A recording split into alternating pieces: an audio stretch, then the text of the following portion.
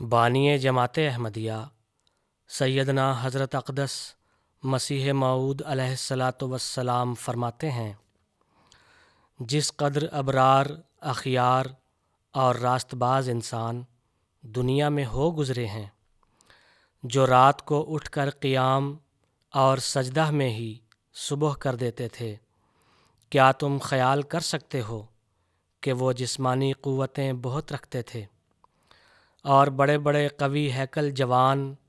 اور تن و مند پہلوان تھے؟ نہیں، یاد رکھو اور خوب یاد رکھو کہ جسمانی قوت اور توانائی سے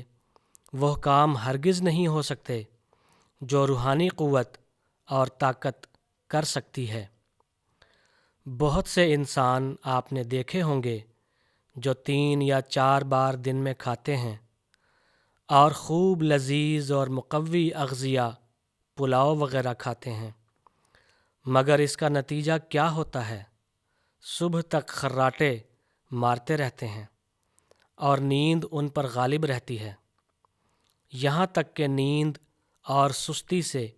بالکل مغلوب ہو جاتے ہیں کہ ان کو عشاء کی نماز بھی دوبھر اور مشکل عظیم معلوم دیتی ہے، چاہے جائے کہ وہ تہجد گزار ہوں۔